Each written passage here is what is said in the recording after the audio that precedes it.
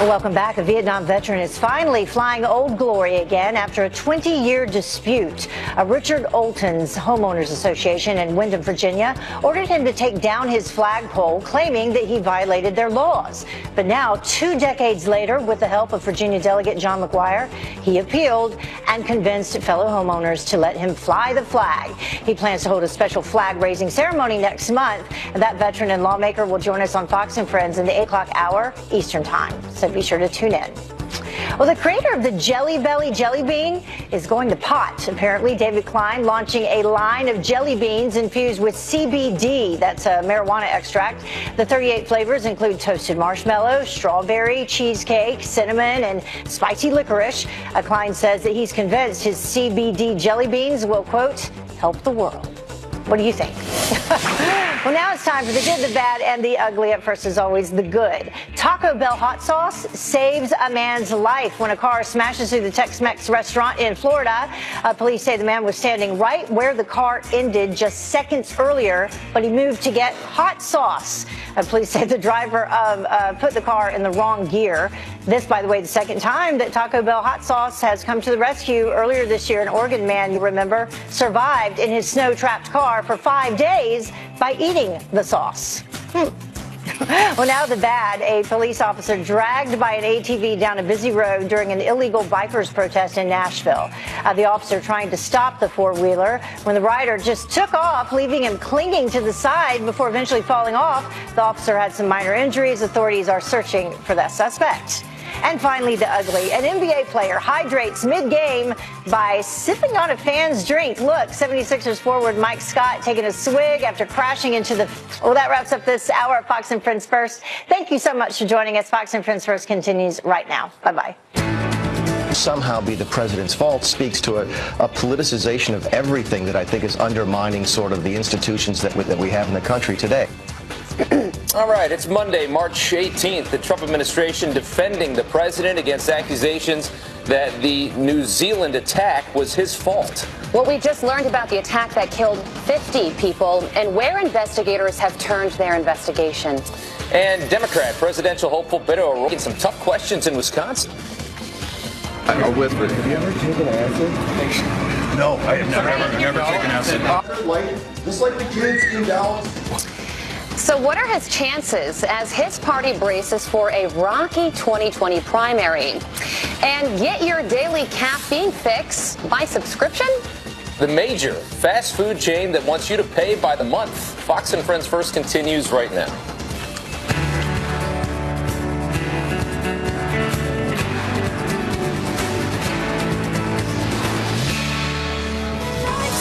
Gets in for Julian Neely.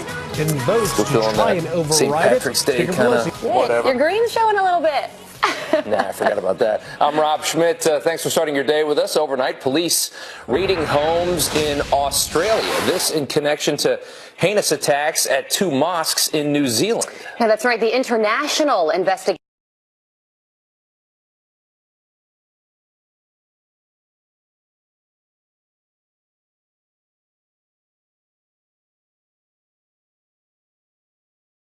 President somehow influenced these attacks. Now, we just heard from the police commissioner of New Zealand, who now says they are certain only one suspect here carried out the mass shootings at those 2 mosques in Christchurch. But he did stress he doesn't mean there weren't possibly some other people out there supporting him in some way. Australian police are conducting raids on homes, one of them reportedly belonging to the suspect's sister. Back here at home, though, the White House taking heat as critics slam President Trump's downplaying of the white nationalist threat. Authorities say the New Zealand shooter mentioned the president in his anti-immigrant manifesto. They say, oh, my goodness, it must somehow be the president's fault speaks to a politicization of everything that I think is undermining sort of the institutions that we have in the country today. Meanwhile, New Zealand's prime minister announcing gun law reforms will be announced in just about 10 days. I've already made clear that a number of New Zealanders question the availability of military-style semi-automatic weapons in New Zealand. However, I will be giving a more fulsome set of details once we've worked through the in-principle decision that Cabinet has made. And listen to this. A Christchurch gun shop owner has admitted that he did sell the suspect 4 guns and ammo legally, but didn't notice any red flags about that man. All right, Carly, Rob. Thanks, Aisha. Appreciate it. All right, President Trump is praising the Republicans who supported his national emergency order, while lawmakers plan to vote to override the first veto of his presidency. Yeah, all this as Secretary Kirstjen Nielsen prepares to give a major speech on the state of Homeland Security today. Griff Jenkins is live in Washington with the very latest. Good morning, Griff. Hey, Rob and Carly, good morning. Secretary Nielsen will lay out her vision for a more secure homeland tonight at George Washington University, expanding on her recent testimony where she made the case that we have a humanitarian and security crisis on the border. This as Congress still trying to undo the president's national emergency declaration. The president tweeting yesterday this: those Republican senators who voted in favor of strong border security and the wall are being uniformly praised as they return to their states. They know there is a national emergency at the southern border, and they had the courage to act. Great job. Meanwhile, a fight is ensuing on Capitol Hill over where the money for a wall will come from. Many concerned about pulling funds from the military and talk of a reported list of projects set to be defunded. Acting Chief of Staff Mick Mulvaney dismissing that notion. There's no identified list of projects that will not be funded. There's an identified list of projects that will not be touched, but we're still going through the process of prioritizing what projects are on the Pentagon's books for 2020 and beyond. But Democrat Senator Tim Kaine says if Republicans see the source of funding, it will spell trouble. This is the White House wanting to hold the list back because they worry that if senators and House members saw the potential projects that were going to be ransacked to pay for the president's wall, they would lose votes. Mulvaney also says he expects the president's veto will be upheld, guys, when Congress returns at the end of the month and votes to try and override them. All Rob, right. Carly? Griff, thank you so much. We appreciate it. Early evidence shows clear similarities between 2 deadly plane crashes involving Boeing 737 MAX 8 jets. Ethiopian officials say black box data from the wreck that killed 157 people last week is reminiscent of the Lion Air October crash that killed 189 people. In both cases, pilots struggled to control the plane and tried to return to the airport, but crashed. Authorities have identified the senior airman shot and killed during a gas station robbery in Arkansas. Police say 23-year-old Sean McCoy Jr. was a customer inside at the time and was shot trying to stop these 2 armed robbers. He died at the scene. McCoy was an active member of the U.S. Air Force. Investigators are offering $10,000 in reward money for information that leads to an arrest.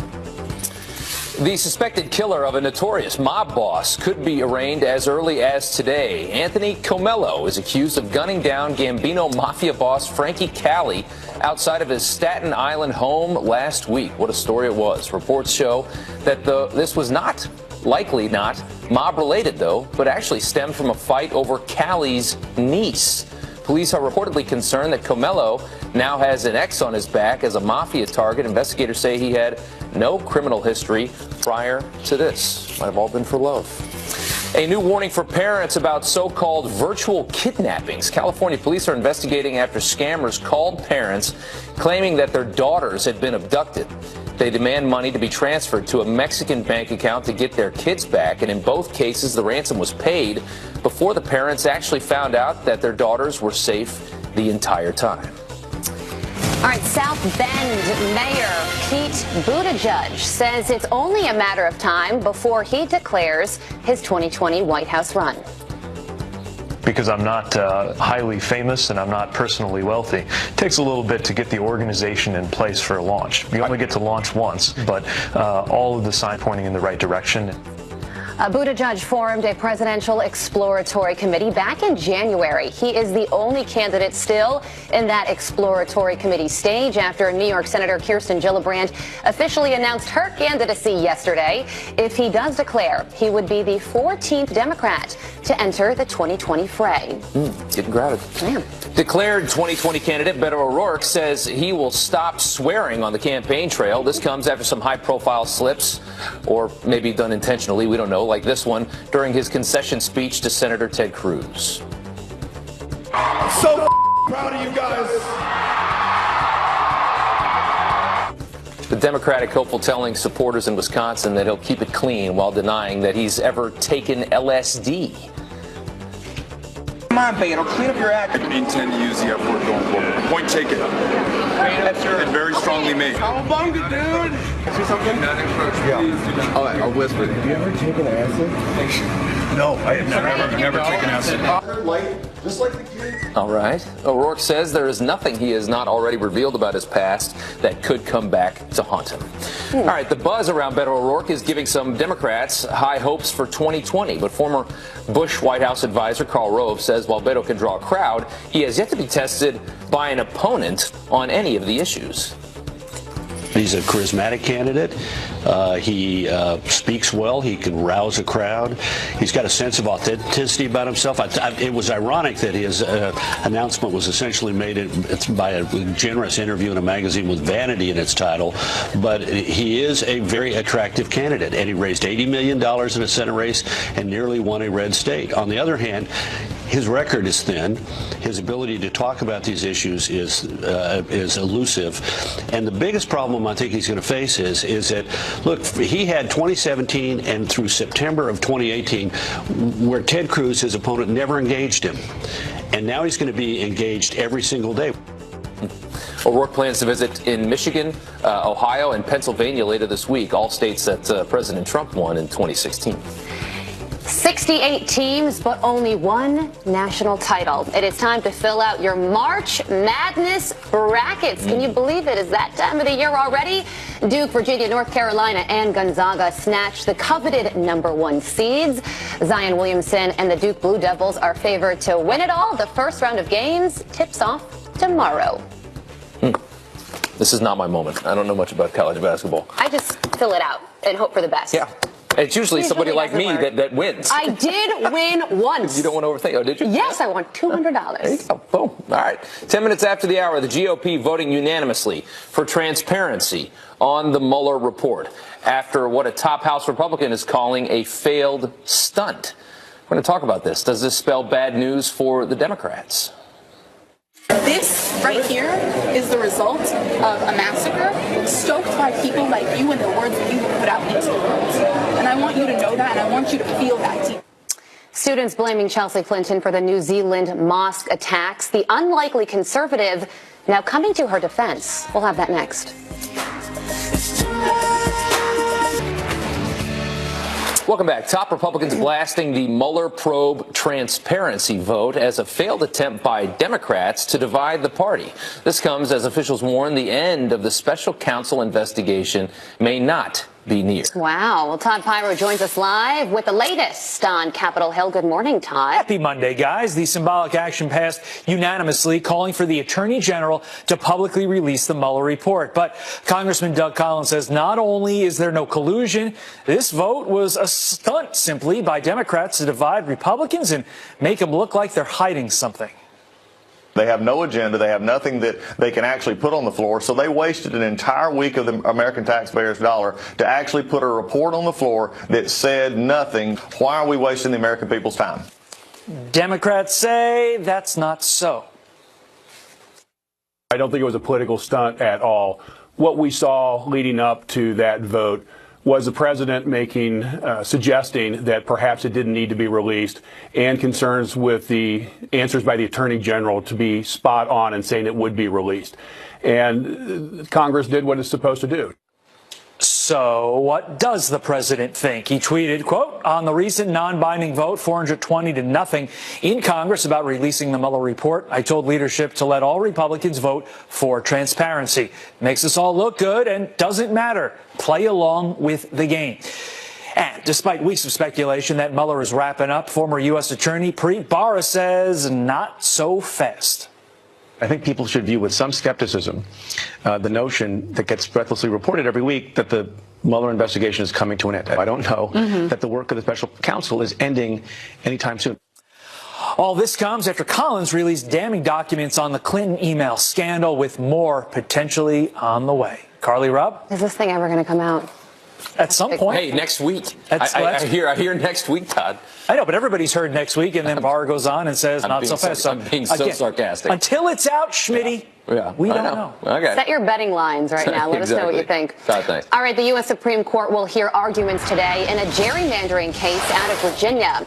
Republican leaders in the state want the justices to overturn a lower court ruling that found 11 districts were racially gerrymandered. The GOP has a tight 51-49 majority in the Virginia House of Delegates. The outcome in today's case will impact 370,000 voters. A Virginia county approves $23 million in incentives for Amazon. Officials backing the deal despite protesters filling their board meeting to discuss the plan.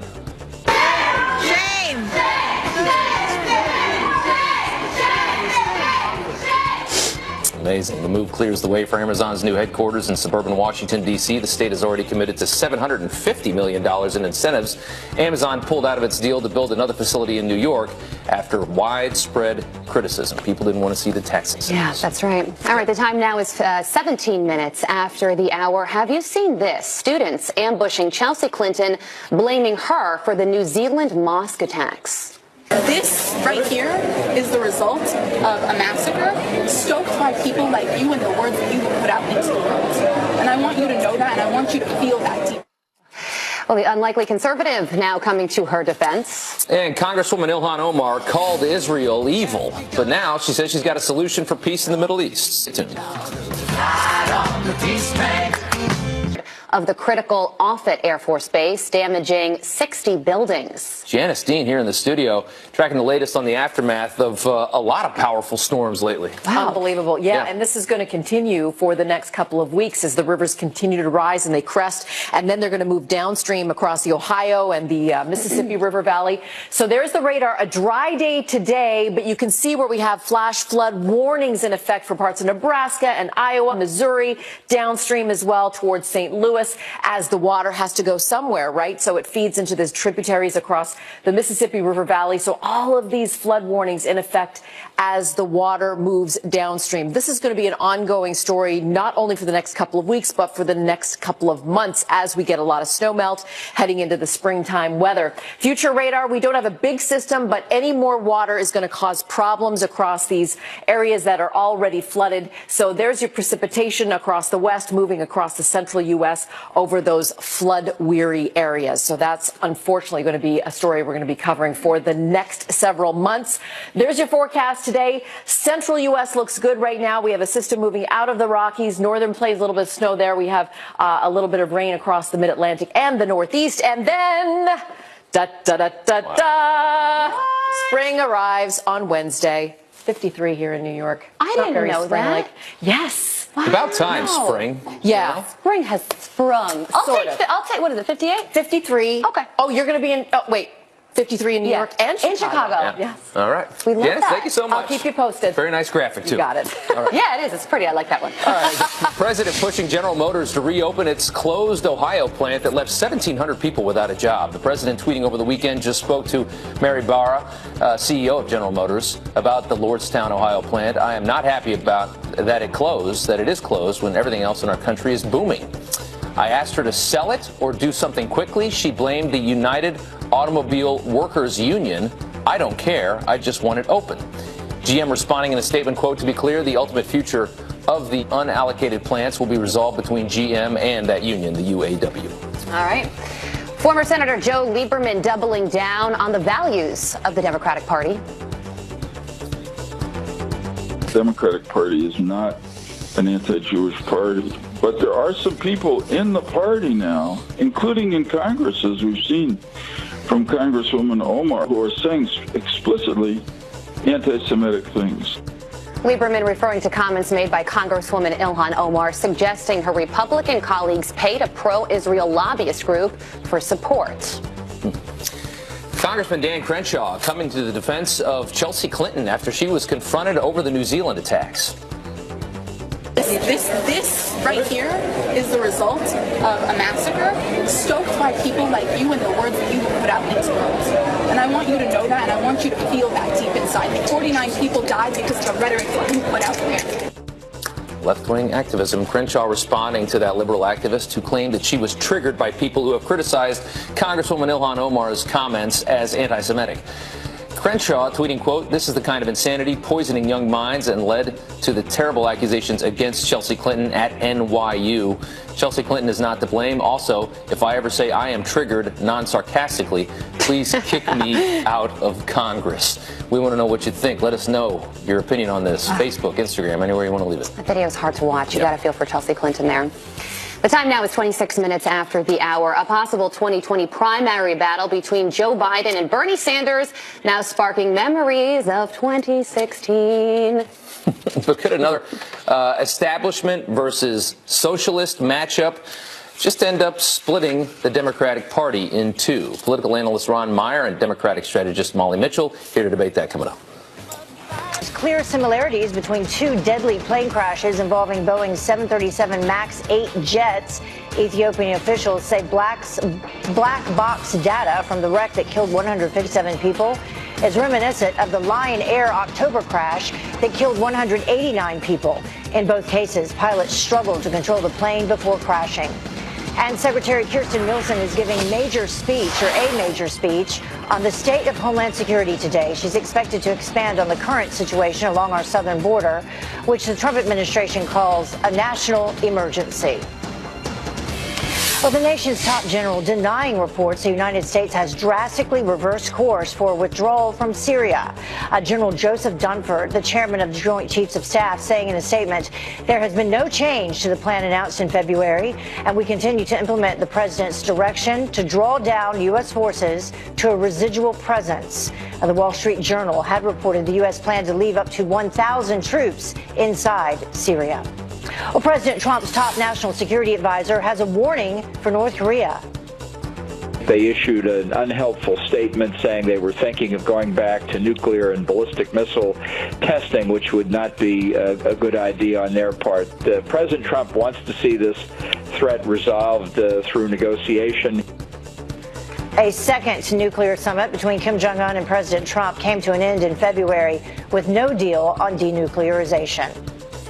Well, Minnesota Congresswoman Ilhan Omar pens a new op-ed supporting a two-state solution for the Israel-Palestine conflict.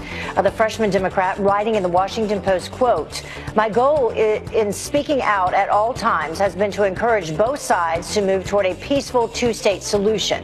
We need to reinsert this call back into the public debate with urgency." Omar has faced backlash from Republicans and Democrats over anti-Israel comments.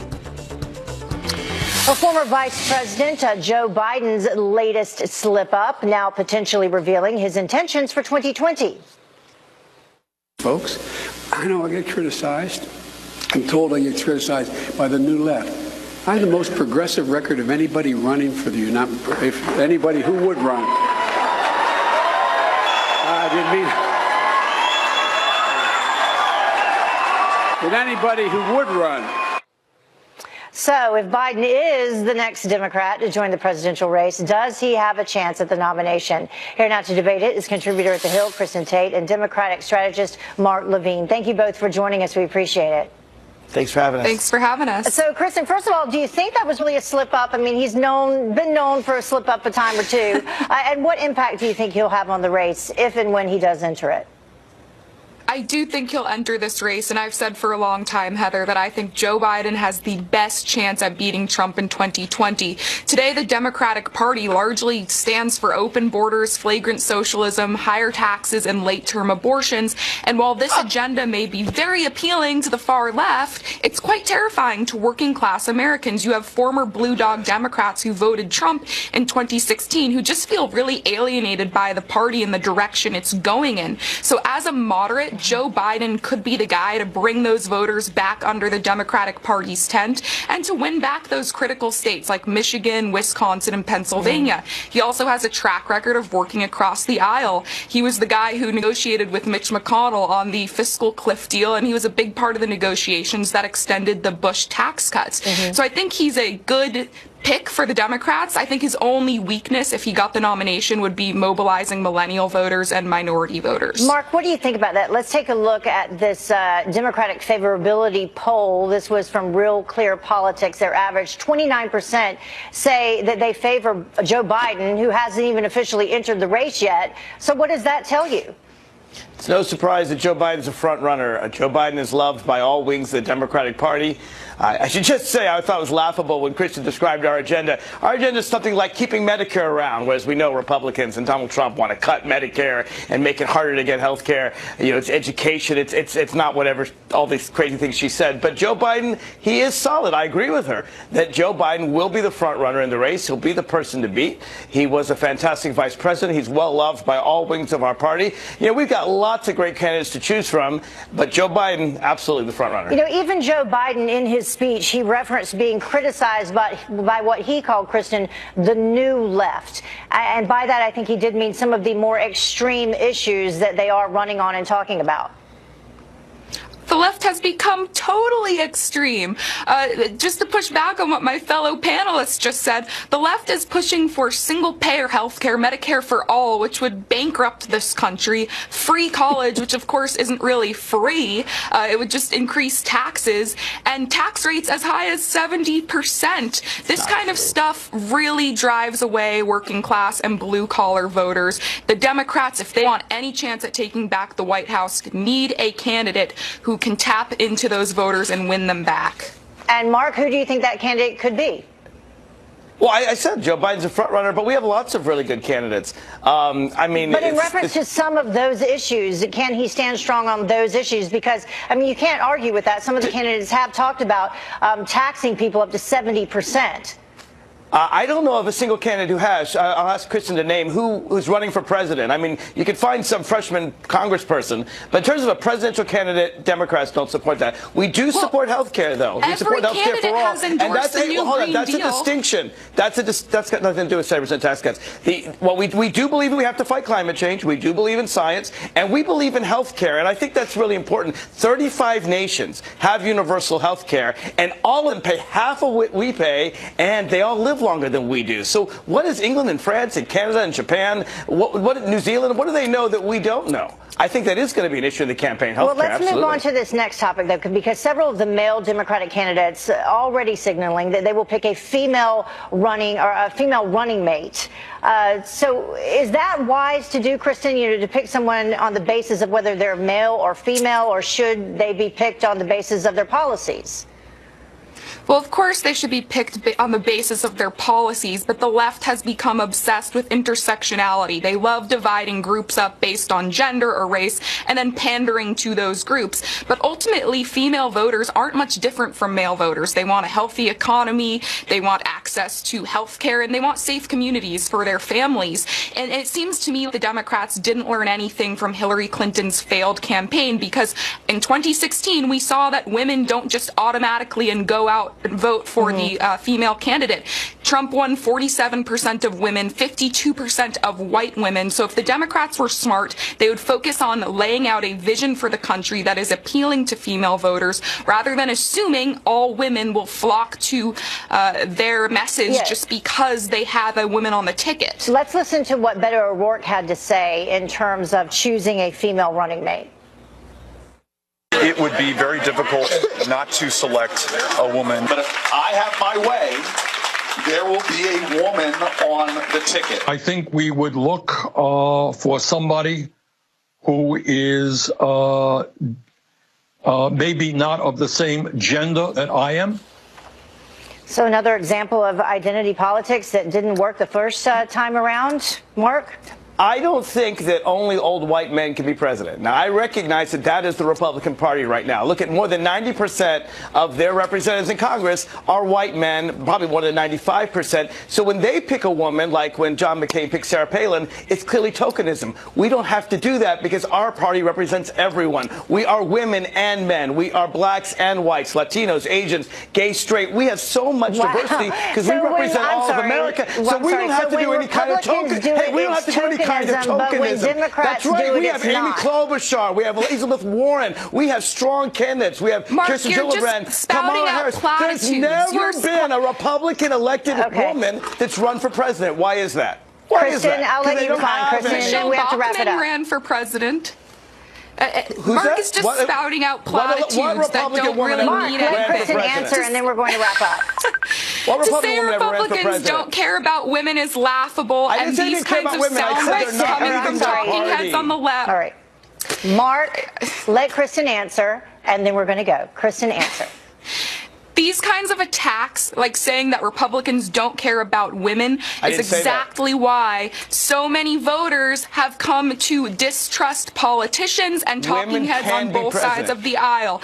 Of course, Republicans care about women. We care about women voters. That's why we like to craft policies that deliver results for those voters. And if your party were smart, it would focus on doing the same. All right, Kristen, Mark, thank you both for joining us. And Mark, just thank you, Heather. Bit of advice when you're talking about the importance of women and what they have to say. Perhaps you shouldn't interrupt them so much. Thank you both for joining us this morning.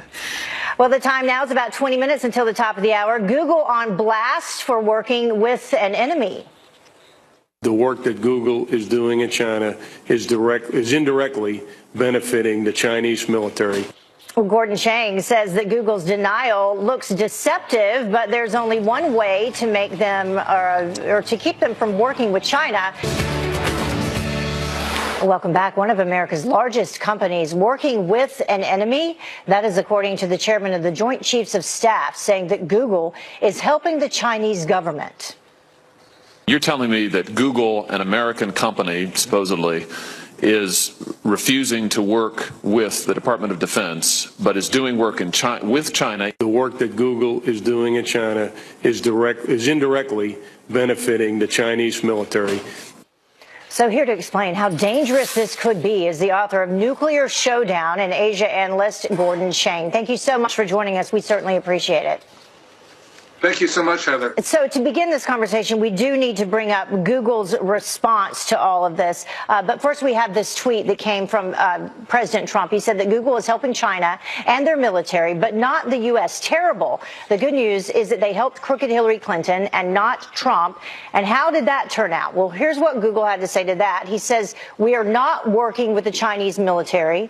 We are working with the U.S. government, including the Department of Defense, in many areas, including cybersecurity, recruiting, and health care. So your response to Google's denial? Well, Google's denial is technically correct, I'm sure, but it is deceptive. And the reason is Google is working with Chinese enterprises, and those enterprises cannot resist demands from the Communist Party and Chinese military to share technology that Google has given them. Also, Google is interested in participating in a joint venture within a in a quantum computing center in Anhui province. It wants to contribute money and personnel. And that joint venture partner is closely linked with the Chinese military. And so clearly Google has a desire to work with entities that it should know are working with the Chinese military. So how big of a national security concern is this? It's an enormous one. First of all, we look at what China did with manufacturers. It sort of enticed them into the country and then took their technology. It's doing the same thing with tech companies, and Google is rapidly putting up together these joint ventures. So clearly this is a national security threat. And as General Dunford said in his Thursday testimony, this is essentially a direct working with and benefiting of the Chinese military. So is this an issue that Google should be concerned about, or is this an issue that United States leadership should take control of and be concerned about? Yeah, the answer to that is both. Google is a company, and business is amoral. It is up to the United States to determine what national security policy is, not any company. You can't charge a company with defining national security goals for the U.S. and then implementing them. So this is up to 536 individuals. President Trump, 100 senators, and 435 members of the House of Representatives. These people should make what Google is doing right now illegal. And if we do that, then we can force Google not to do things which seriously undermine the interests of the United States and the international community. So Congress and the president need to make, whether it's Google or any other company, it illegal to work with China? Oh, absolutely. Because this cooperation, as General Dunford said on Thursday, directly undermines the security of the United States, because this directly benefits the Chinese military. And Google should know about this. I mean, Google is not naive. It knows what it's doing. It just, at this point, is not illegal. So we should make it illegal so that Google can't do this. Okay. Gordon Chang joining us live. We always appreciate having you with us. Thank you. Thank you, Heather. Have a good day. Well, the time now is about 10 minutes until the top of the hour. And how would you like to work a 4-day work week? The company's shaking things up as the job market tightens. And a patriotic victory 20 years in the making, this Vietnam veteran forced to remove the American flag from his front yard 20 years ago. But now, Old Glory is ready to fly high. How he managed to find ramping up pressure on General Motors to reopen its recently closed Ohio plant that put 1,700 people out of work. Tracy Crosco from our sister network, Fox Business, here with the latest. Good morning. Good morning, Heather. Yes, the president sent a number of angry tweets out over the weekend criticizing General Motors, also the United Auto Workers Union, for not reopening the Lordstown, Ohio GM plant, which closed back on March 6th. The first tweet he sent out on Saturday night, it suggested that GM should sell the plant to a new owner. Then last night he followed up with another tweet that he wasn't happy after he spoke with GM CEO Mary Barra, saying he asked her to, quote, do something quickly, but that Barra, quote, blamed the UAW union. In response, GM issued a statement saying, quote, to be clear, the ultimate future of the unallocated plants will be resolved between GM and the UAW. On a side note, the president will be in Ohio on Wednesday, so I'm sure this issue will come up. Yeah, I'm sure it will. Well, let's talk about this, though. Shake Shack testing a 4-day work week for employees. Yep, sounds pretty good to me. So we've got the tightening labor market, also unemployment at lows. So Shake Shack has to do something different, something innovative to try and attract and retain its workers. They are testing out this 4-day work week at its restaurants in Las Vegas. This is something that Shake Shack says it's worked overseas, but never really implemented here in the U.S. when it comes to fast food restaurants or the restaurant industry. So they're hoping this could be an incentive for workers. Hey, I think it's a great idea. Yeah. All right. Thank you so much. Appreciate it, Tracy. Thanks, Heather. Have a good day. You too. Well, let's go racing. Kyle Busch hits a major milestone as he takes the checkered flag for the 200th time in his racing career. Awesome race car. Thank you, thank you, thank you. All I do is win, no matter what. Well, Busch overcame a penalty to win Sunday's Auto Club 400. It was his second Cup Series win of the season, by the way. With his 200th career win, Busch ties legendary driver Richard Petty for the most of all time. Congrats to him. Well, the time now is about 6 minutes until the top of the hour, and a police officer holding on for dear life as he's dragged down the street by a four-wheeler, and the sideline swig going viral. I have a knack for making motors crank, no, but I'm pretty good at drinking beer. Remember that degree you got in taxation? Of course you don't.